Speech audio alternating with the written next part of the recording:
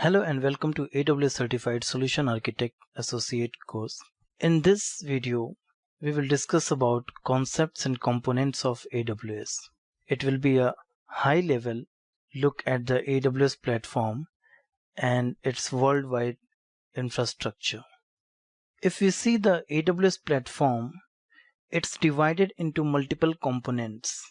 The first component, that is AWS Global Infrastructure. So it contains the regions, availability zones, edge locations, etc. Apart from that, there are networking components, compute component, storage components, database, application services, and deployment and administration. The AWS Global Infrastructure consists of 14 regions, and each region consists of multiple availability zones. Regions are basically the geographical locations, and availability zones are data centers where AWS has deployed its hardware and components. Apart from that, there are 56 edge locations. Edge locations are basically related to CDN, Content Delivery Network. Regions are geographical unit, like you can say it belongs to some country and to some location of that particular country. For example, in US we have US East, and in US East we have a location North Virginia. Similarly, we have region Oregon in US West. So we can say US has two regions, US East, that is North Virginia, and US West, that is Oregon. Similarly, availability zones are data centers, and each region will contain two or more availability zones. The concept of availability zones is we should have more than one data center in a particular region to provide high availability. As we have seen in our on-premise infrastructure that sometimes due to natural calamities or some other regions, we can have outages in our data center. So in that case, there should be a failover to another data center in the same region so that user may not face any issues. This is the basic concept behind multiple availability zones in a region. That is why at least two availability zones are configured in each region. Each availability zone is isolated, but the availability zones in a region are connected through low latency links. One more thing here to notice is each region will be specified by a particular code.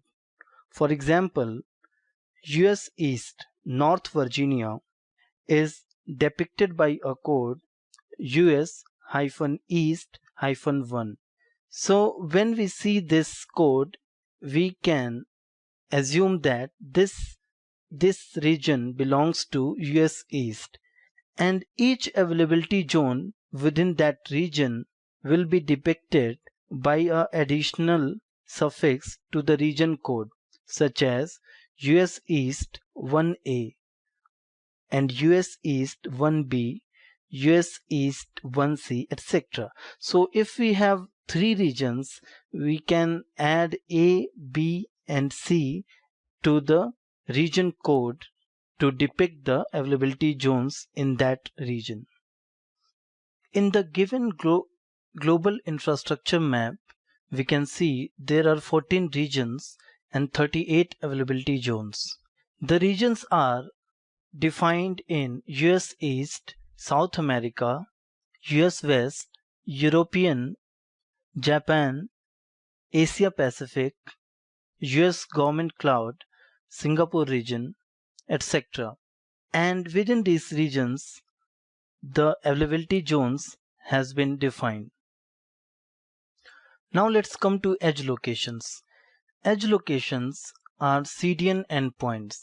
CDN stands for Cloud Content Delivery Network. So there are many edge locations than regions, and currently there are 56 edge locations.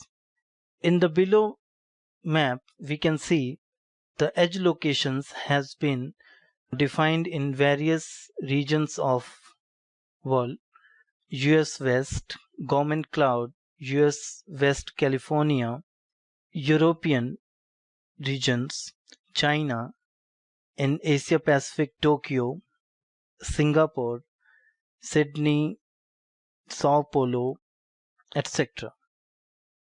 Here is the list of edge locations that has been distributed throughout the globe.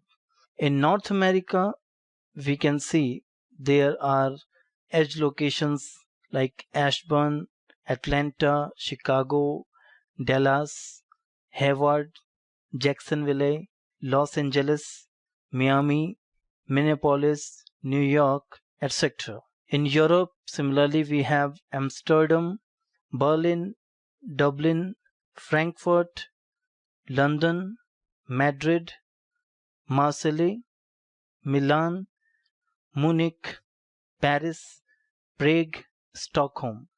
Similarly, in Asia, we have Chennai, Hong Kong, Mumbai, Manila, New Delhi.